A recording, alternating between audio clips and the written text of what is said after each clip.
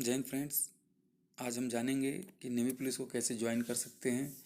Navy police join करने के लिए क्या क्या क्राइटेरिया होनी चाहिए, आपको नेवी पुलिस ज्वाइन करने के बाद में कौन कौन से बेनिफिट्स मिलते हैं, नेवी पुलिस काम क्या करती है। तो आइए जानते हैं कि नौसेना पुलिस को कैसे ज्वाइन किया जा सकता है।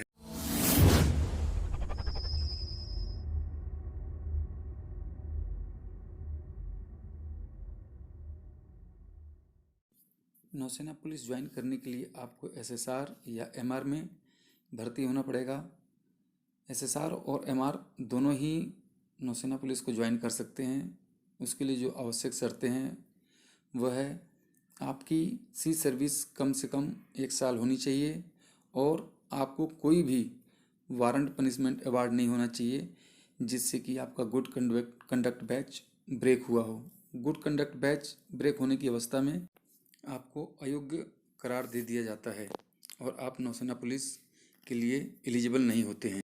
नौसेना पुलिस में सिलेक्शन के लिए 2 प्रोसीजर हैं। पहला प्रोसीजर है वॉलंटियर्स, दूसरा है जो कि कैप्स स्वयं नॉमिनेट कर देता है उन कैंडिडेट्स को जो नौसेना पुलिस में जाना चाहते हैं। नौसेना पुलिस को ज्वाइन करने से पहले आपको सबसे पहले फिजिकल टेस्ट, उसके बाद में मेडिकल टेस्ट के बाद में आपका रिटन टेस्ट होता है।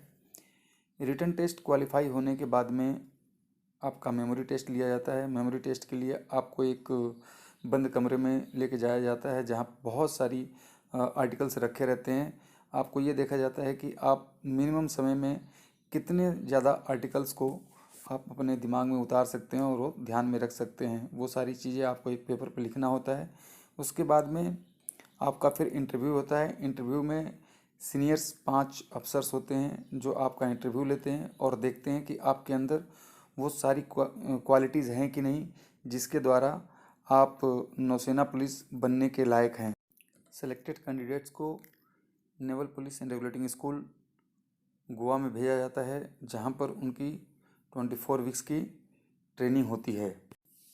नौसेना पुलिस की ट्रेनिंग में आपको beat patrol, traffic control, liaison with civil police, crime detection, किस तरीके से अगर कोई क्राइम होता है तो वहाँ पे क्या क्या सावधानियाँ बरतनी चाहिए, ये सारी चीज़ें, इंटेलिजेंस एंड सिक्योरिटी के बारे में, तथा शिप्स रेगुलेटिंग ऑफिस को कैसे मेंटेन किया जाता है, ये सारी चीज़ें वहाँ पे सिखाई जाती हैं। इसके साथ साथ आपको रेगुलेशन फॉर द नेवी, जिसको हम नेवी एक्ट बोलते हैं, वो भी सिखाया जाता है और पावर ऑफ कमांड आदि की ट्रेनिंग आपको दी जाती है। ट्रेनिंग के दौरान आपको मोटरसाइकिल चलाना एवं 4 व्हीलर चलाना, ये सारी चीज़ें भी सिखाई जाती हैं। ट्रेनिंग कंप्लीट होने के बाद में आपको एलपीएम में प्रमोट कर दिया जाता है। एलपीएम का मतलब होता है लीडिंग पेट्रोल मैन। जो नौसेना में नेवी पुलिस का ही डिपार्टमेंट एक ऐसा डिपार्टमेंट है जहाँ पे सबसे लोअर रैंक लीडिंग मानी जाती है।